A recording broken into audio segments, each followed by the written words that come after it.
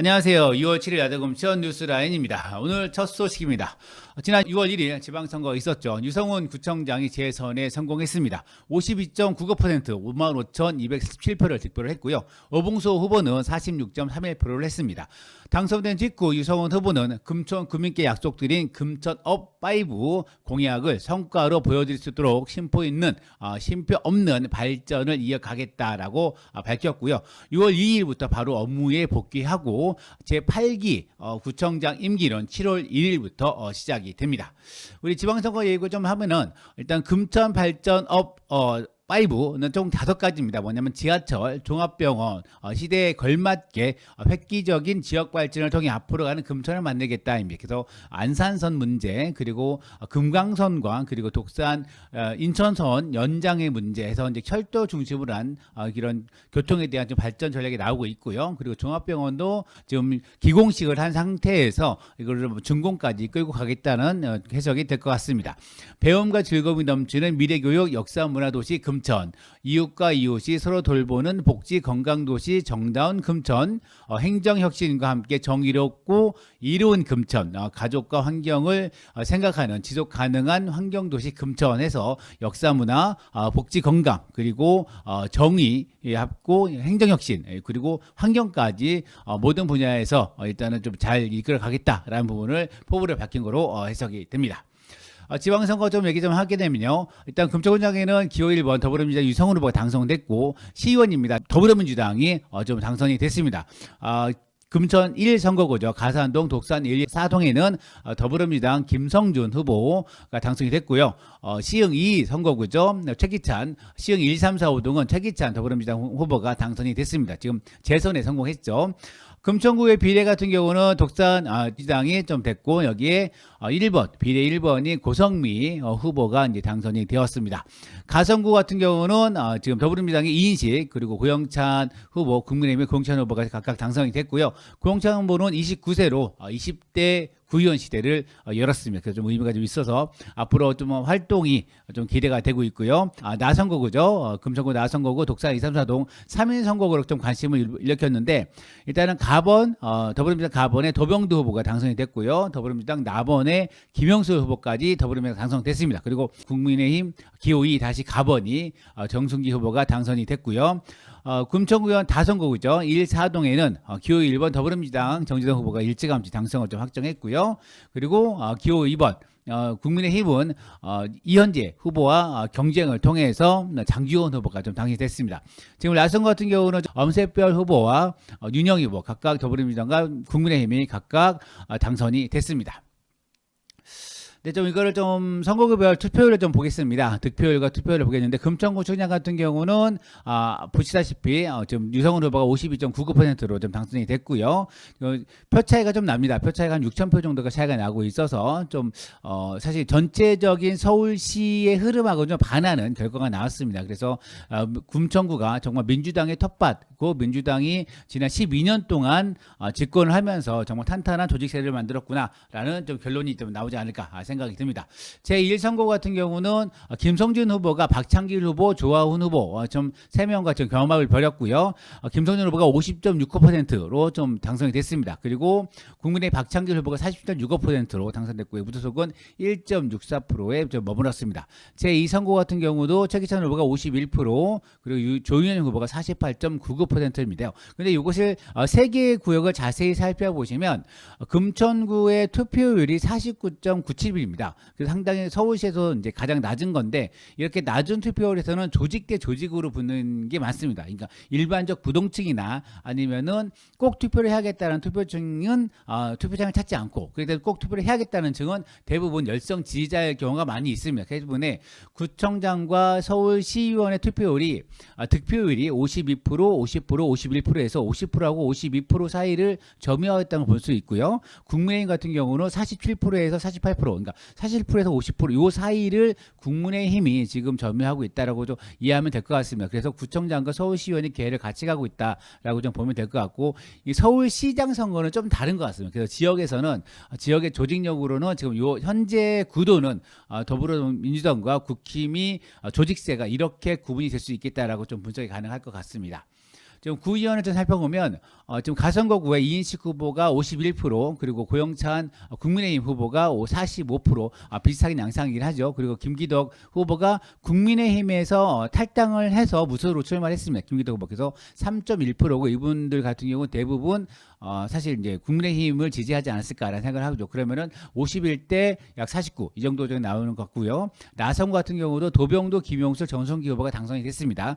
그리고 이제 이동국 후보가 15.72% 3,800표 정도 얻어서 4위를 좀 차지했고요. 그 뒤를 이어서 김영석 후보가 7.9% 1,900표를 좀 얻었습니다. 그리고 무소속으로 이제 이경욱 후보가 3.89 941표를 얻었는데 사실 김영석 후보와 이경욱 후보는 현역이었죠. 이경욱 후보 같은 경우는 전략공천에 반발하면서 지금 탈당해서 무속 출마를 했는데 참 3.89%라는 좀 안타까운 좀 아쉬운 좀 결과가 나왔고요. 김영수 후보 같은 경우 무속이지만 국민의힘 구청장 출마해서 경선에서 졌습니다. 경선에서 졌는데 이제 구의원으로 출마한 케이스죠. 그래서 좀 투표가 많이 좀 떨어지지 않았나 생각이 들고요. 정의당 유일하게 출마한 정의당의 김정우 후보 같은 경우는 747표 3.8%의 좀 득표에 좀 머물렀습니다. 다선거 같은 경우는 더불어민주당 1명 그리고 국민의힘이 2명이 좀 출마를 했고요. 여기 정경훈 후보가 8,700표로 37.68%로 당선이 됐습니다. 정재동 후보 같은 경우는 11,266 그래서 48%를 좀 등록했고요. 그리고 라선거구죠. 라선거 같은 경우도 사실 무소속의 류명기 구의원이 좀 단수 공천에 항의하면서 무소속 출마했는데 10.4% 2,491표에 좀 머물렀고요. 이번에 세 번째 도전이죠. 무소속 신철호 후보가 16.66%로 14,134표로 등록을 했습니다. 당선은 엄세별 후보 34.39 그리고 윤영희 후보 38.89 해서 이렇게 좀 둘이 9,600, 8,500 계속 균등하게 좀 가져갔고요. 신철호 후보가 16.6%로 해서 15% 이상 되면 전액 환급이 됐고 10% 이상이면 반에 50% 선거 비용을 보전받습니다. 금천구의 비례 같은 경우는 더불어민주당이 50.49 그리고 국민의힘이 49.50 해가 상당히 1%도 안 되는 아슬한 차이로 지금 더불어민주당으로 한석이 갔습니다. 그래서 이승우 후보가 많이 좀 아쉽게 될 것 같습니다. 투표율을 보게 되면 금천구가 49.7입니다. 위에 좀 제목이 안 나왔는데 서울시에서 강북과 함께 최고 좀 저조한 투표를 보였고요. 전국은 50.9% 그리고 서울은 53.2%에서 서울이 좀 높은 편입니다. 하지만 광주광역시가 37.7%, 대구광역시가 43.2%에서 사실 양대, 영남, 호남의 양대 좀 중심 지역에서 투표율이 상당히 낮게 나오고 있는 상황이고요. 그리고 전라남도가 58.4%, 강원도가 50.78%로 상당히 높게 나왔습니다. 서울 같은 경우는 아까 강북구와서 금천구가 꼴찌인데요. 반대로 가장 높은 곳은 성동구와 노원구가 55.5%로 상당히 높은 투표율을 보였고 송파구가 55%로 나타났습니다. 투표율을 금천구의 그 투표구별로 좀 분석을 해봤는데요. 지금 선관위에서 제공하고 있는 것은 선거 동별, 그러니까 투표소별로는 제공하지 않습니다. 제3회까지는 제공하지만 4회 지방선거부터는 투표소별로는 제공하지 않고 동에서 이제 사전 그리고 이제 본투표 이게 두 가지만 좀 제공하고 있는 상황입니다. 네, 그럼 이것을 지역별로 득표 현황을 좀 살펴보도록 하겠습니다. 제3회 지방선거까지는 투표구별, 투표소별로 이런 득표율이 나왔지만 지방선거에서는 4회부터는 이런 동별 투표율만 득표율만 지금 제공하고 있습니다. 그래서 선관 자료를 좀 따져봤는데 일단은 더불어민주당과 이제 서울시장과 금천구청장을 좀 분석을 해봤습니다. 왜냐하면 너무나 지지율이나 득표율 차이가 커서 그 원인이 무엇일까 좀 분석해보는 차원이고요. 전체적으로 더불어민주당 송영길 후보와 오세훈 후보는 서울시에서 43.76% 대 53.27% 그래서 약 9% 정도의 차이가 납니다. 그런데 금천구 같은 경우는 지금 금천구청장 같은 경우는 반대죠. 반대로 유성훈 후보가 5.89%로 앞서서 당선이 됐습니다. 그러니까 서울시장 투표와 구청장 투표를 다르게 하신 분들이 많다라는 부분이 약 20%, 약 15%의 주민들이 서울시장은 오세훈을 찍고 구청장은 유성훈, 더불어민주당을 찍는 당을 달리해서 찍는 경향성이 나왔다는 부분을 좀 볼 수가 있고요. 그리고 이쪽 부분에서 관내 지역이죠. 여기서 보면 관내 거소투표, 가산동 같은 경우도 가산동이 이렇게 좀 있고요. 그리고 가산동의 관내 선거일 이렇게 좀 투표가 좀 있습니다. 그래서 관내 선거 같은 경우는 6.84%로 송영길 후보가 이겼습니다. 상당히 많은 큰 차이가 있음에도 송영길 후보가 좀 이겼는데 선거일 날 투표 같은 경우는 11.99%로 오세훈 후보가 이기게 되는 거죠. 반대로 지금 구청장 선거에서는 관내 사전 투표에서는 24.1%에서 압도적으로 유성훈 후보가 많이 나왔습니다. 하지만 오성훈 본 투표에서는 8.1%로 이 앞서는 수치가 3분의 1로 줄어들게 되는 거죠. 이런 게 본 투표와 사전 투표에 좀 차이가 있다고 보시면 될 것 같고요. 독산 일동 같은 경우도 전체적으로 걔는 오세훈 후보가 더 앞섰고 이쪽은 더불어민주당의 유성훈 후보가 좀 앞서는 과정이 있습니다. 그래서 독산 일동 같은 경우는 사전 같은 경우는 오히려 여기 사전에서 오세훈 후보가 좀 떨어졌고 그리고 선거회 같은 경우는 오세훈 후보가 더 많은 표차를 좀 벌인 상황입니다. 반대로 구청장은 좀 반대의 성향이 나타나는 거죠. 그래서 독산동 같은 경우는 그나마 지금 민주당이 좀 선방하는 케이스가 많이 있습니다. 그런데 시흥동으로 넘어가게 되면 시흥 1동 같은 경우는 오세훈 후보가 15.4%, 시흥 2동 13%, 그리고 시흥 3동 13%, 시흥 4동 13%, 시흥 5동 12%에서 사실 10% 이상으로 오세훈 후보가 좀 이렇게 앞서는 그런 경향성이 보이고요. 구청장 후보 같은 경우도 오봉수 후보가 좀 강세를 보입니다. 보면 시흥 1동이 오봉수 후보가 1% 앞선 거고 시흥 2동 같은 경우는 유성훈 후보가 3% 신승을 하게 되는 거죠. 그리고 시흥 3동 같은 경우도 0.84%로 유성훈 후보가 좀 앞서는 부분. 그리고 선거회 같은 경우는 사전에서는 유성훈 후보가 좀 앞섰지만 선거일 투표에서는 오봉수 후보가 5.0%를 앞서는 것도 나타나게 있습니다. 그리고 선거회 같은 경우도 오세훈 후보 같은 경우도 가장 높은 시흥 3동에서 좀 지지율을 좀 받았죠. 그래서 국민의힘의 지지율이 시흥동이 좀 높다는 것이 이런 득표율에서 분석되고 있다라고 좀 나오고 있고요. 시흥 5동 같은 경우도 오세훈 후보가 12%, 그리고 유성훈 후보가 2.5%에서 독산동 같은 경우는 기본적으로 유성훈 후보가 4%, 5%, 8%, 5%이 정도의 지지율로 유성훈 후보가 앞섰는데 시흥동 같은 경우는 시흥동이 3%, 0.84%, 1%, 2%로 이런 앞서는 성향성이 많이 좀 떨어진다라고 분석이 가능합니다. 그래서 우리가 언제까지 얘기했던 독산동, 가산동 같은 경우는 민주세가 좀 더 강하다라는 부분, 시흥동 같은 경우는 국민의힘 지지세가 강하다라는 부분이 다시 좀 표현되는 것 같고요. 시장 선거와 구청장 선거가 투표 기준이 달랐다라고 좀 분석이 가능합니다.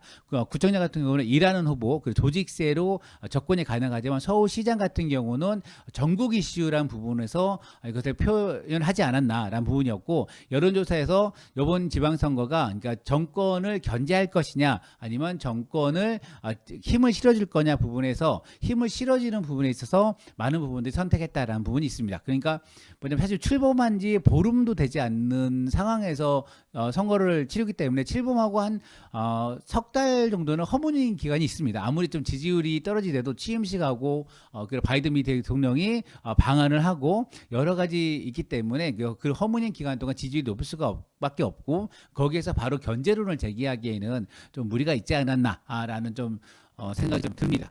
그렇게 분석이 좀 가능하고, 일단 이후에 만약에 이렇게 대선과 지방선거가 이후에는 같지 않습니다. 왜냐하면은 대통령 선거는 5년이 임기고 지방선거는 4년이 임기입니다. 그래서 다시 이렇게 함께 할 일은 근래에는 없을 것 같습니다. 그럼에도 불구하고 이런 경향성이 좀 있다라는 부분을 알아주시면 될 것 같습니다.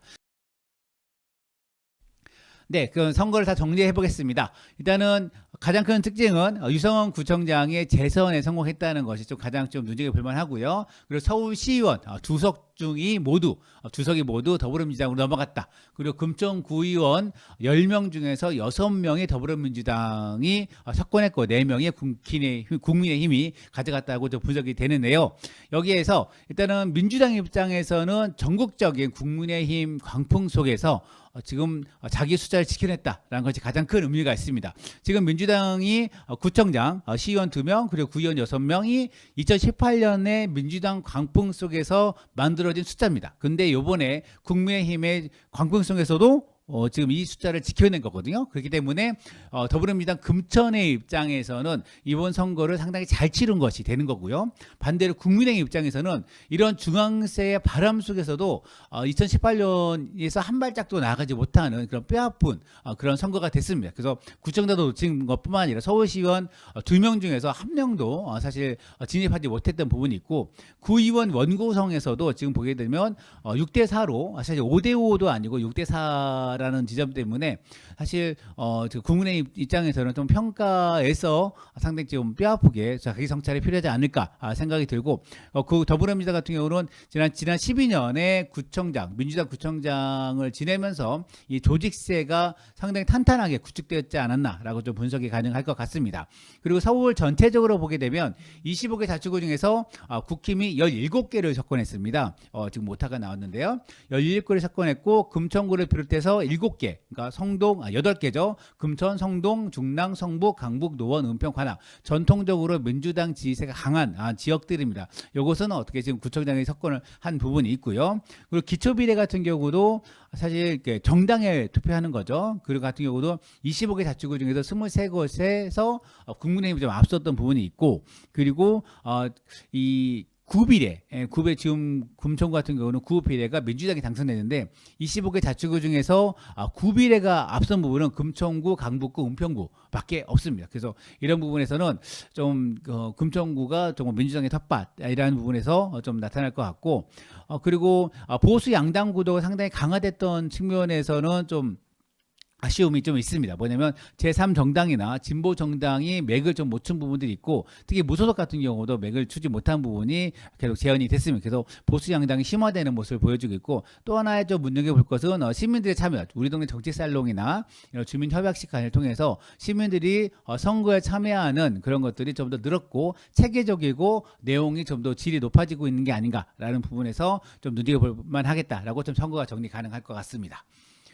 그리고 저희 라디오 금천과 그리고 마시면 금천이 이번에 마을미디어 처음으로 개표 방송을 진행을 했습니다. 선거가 끝나는 7시 30분부터 라디오 금천은 밤 새벽 1시까지 진행했고요. 그리고 구름마을TV 같이 공동으로 진행해서 구름마을TV 같은 경우는 새벽 5시까지 진행했습니다. 보시면 지금 라디오 금천의 김준숙 대표님과 이은희 사무국장님이 여기 스튜디오에서 3원 방송으로 지금 국민의힘 오봉수 후보 사무실, 그리고 더불어민주당 유성훈 후보 사무실에 가서 각각 현장 상황을 지켜보는 풍경도 나왔습니다. 그래서 초창기에는 사실 분위기가 더불어민주당이 너무 안 좋았습니다. 왜냐하면 지금 서울시장 같은 경우는 출구조사에서 딱 나오는데 표 차이가 너무 많이 나는 거죠. 때문에 이게 구청장도 서울시장과 연계될 수밖에 없기 때문에 좀 지금 승리에 대해서 좀 많이 분위기가 침울한 부분이 있었고, 국힘 같은 경우는 사실 이 표 차이로 인해서 사실 승리의 부분에서 예감하는 부분도 없지 않습니까? 그래서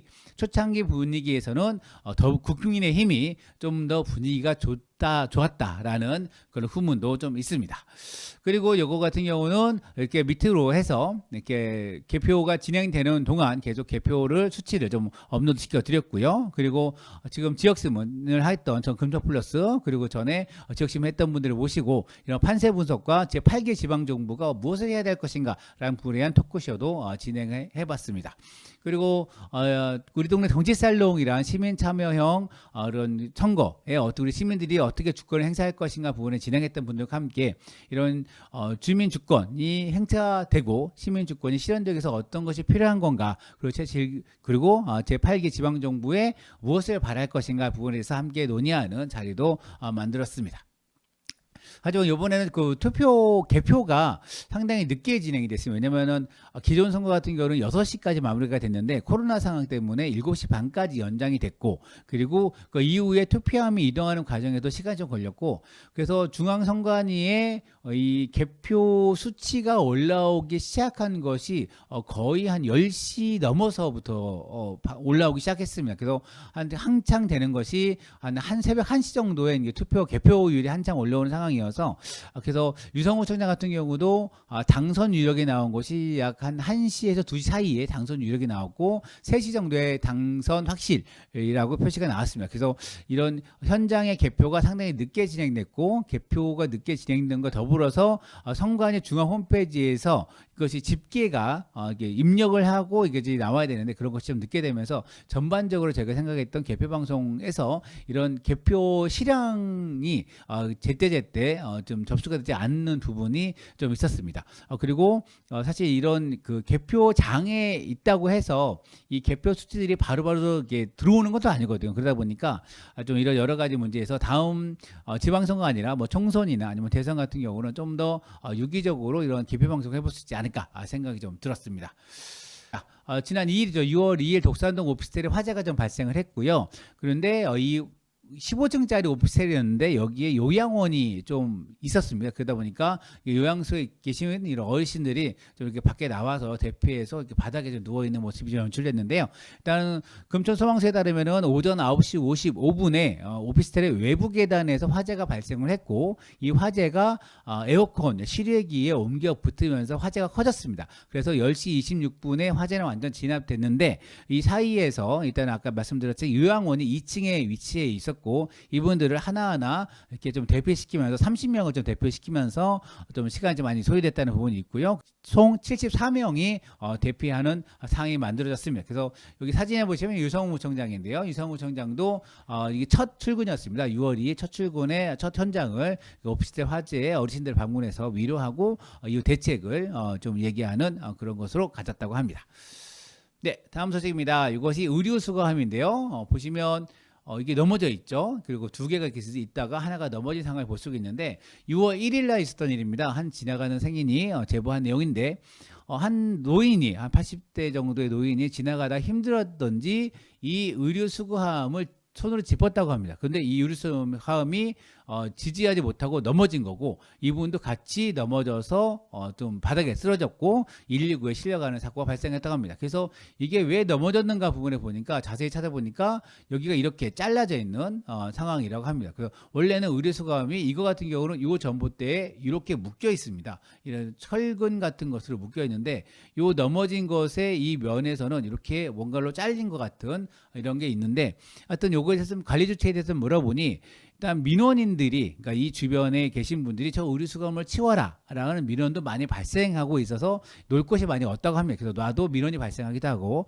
그래서 이것을 자르는 것이 관리소리 아니라 이런 것이 민원인이 와서 자르고 가신다고 합니다. 그래서 자르고 가면 이후에 그 옷을 수거하면서 살펴볼 때 발견되면 좋은데 그때 발견되지 못하고 하면 이렇게 좀 지지하가 넘어지거나 이런 상황이 발생하고 있어서 좀 이런 것이 개선이 필요하지 않을까 좀 제안이 좀 드리고 그리고 또 관리 주체분들께서 말씀드린 게 보시면 여기에 전화번호가 이렇게 다 있습니다. 보시면 관리 업체가 어디고 하는데 제가 전화를 해보니까 없는 전화번호가 나오는 거죠. 그래서 이 관리통이 제작된 지 오래되다 보니까 이 관리업체가 바뀌면서 맞는 전화번호가 아닌 것이고 그리고 이렇게 보시면 딱 이렇게 딱지 테이프가 덕지덕지 묻어 있고 더럽다 보니까 주민들 입장에서도 미간을 해치고 있고 그리고 또 이 주변에서 같은 경우는 이렇게 놓으면 이렇게 쓰레기를 여기에 많이 좀 쌓아 놓는다고 하십니다. 하다 보니까 이 쓰레기 무단 투기 장소로 되는데 이것을 구에서 관리를 해줘야 되는데 이것을 그냥 위탁업체에 맡겨버리는 형국이라고 해서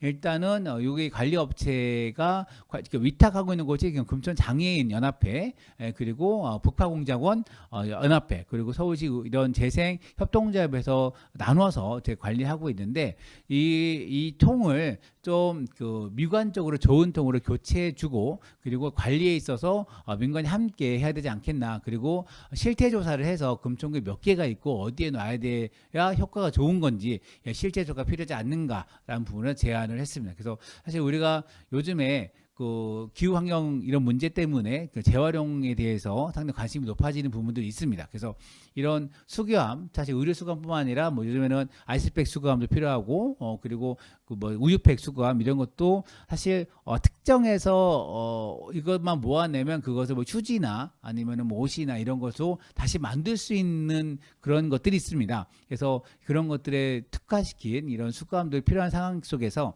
이런 생활 속에서 이런 수거함이 천대받는 그런 것이 좀 살짝 조율될 필요가 있지 않을까라는 생각이 좀 듭니다. 그리고 간단한 소식인데요. 금천구가 2022년 디지털 문해학습장을 운영한다고 합니다. 그래서 키오커스, 우리가 그 맥도날드나 아니면은 무슨 커피숍 같은 경우는 자판 터치로 주문하는데 이런 키오커스 사용법, 그 스마트폰, 카카오톡 활용법을 교육을 하고요. 6월부터 11월까지 총 50회를 운영한다고 합니다. 금천구 평생학습관 진행이 되는데 프로그램별로 강사는 2명인데 수강생은 6명 해서 상당히 좀 밀집돼서 그리고 자세하게 강의를 진행한다고 하니까 주변에 이런 거 잘 모르시는 분들은 금천구청 교육지원과로 문의하셔서 어떻게 접수하는지 확인하셔서 꼭 신청해서 강의 들으시면 좋을 것 같습니다. 그리고 서울시 모아주택 관련해서 충수 하나 자료가 좀 나왔습니다. 지금 모아주택 모아타운 심의 기준 개정이 됐고요. 이제 시행이 들어간다고 하고요. 신속한 사업 추진과 품질 그리고 공공성을 담보하기 위해서 일단 기존에는 2종 7층 지역 내 모아주택 기준 충족 시 공공기여를 해야 충수를 올려주는데 이제는 공공기여도 있어도 13층, 최고는 15층까지 완화해 준다고 합니다. 그리고 2종 일반 주거 지역은 모아주택 지정시 충수 제한이 폐지가 되는 거고요. 이거를 법 개정과 연계해서 하반기에 추진하겠다고 밝히고 있습니다. 그래서 또 하나는 주민 참여 확대를 위해서 주민 제한 요건을 신설하고 지하 주차장을 공동으로 쓰겠다는 이런 계획안에 대해서 세부적인 시설 기준을 마련한다고 합니다. 사실 이거는 내용이 상당히 복잡을 해서 이거 자세한 사항은 서울시청 홈페이지 한번 이용하시면 좋을 것 같고요. 지금 오세훈 시장이 당선되고 서울시 의회가 국민의힘이 다수당이 되는 상황이 만들어졌고 오세훈 시장이 모아주택 기존의 가로주택을 좀 더 획기적으로 변화시킬 모아주택을 많이 추진해와서 올해 서울시의 재정비 사업은 모아주택으로 많이 쏠려서 진행될 것 같습니다. 그래서 이 사안에 대해서 좀 자세히 살펴보고 구에서도 한번 설명을 할 것 같은데요. 하여튼 그런 부분에 대해서도 좀 자세히 알아보시면 좋을 것 같습니다. 그리고 코로나로 2년 동안 진행되지 않았던 지하철의 심야 운행이 다시 시작될 예정입니다.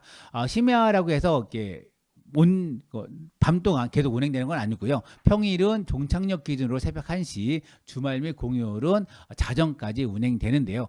6월 7일부터는 서울 지하철 2호선 그리고 5호선부터 8호선이 우선적으로 6월 7일부터 심야 운행을 시작하고요. 그리고 7월 1일부터 다음 달이죠. 7월 1일부터는 서울 지하철 1호선 그리고 코레일 단독 운영 구간인 수인 분당선 그리고 경의 중앙선, 경춘선, 서해선이 7월 1일부터는 심야 그러니까 새벽까지 운영된다는 거고요.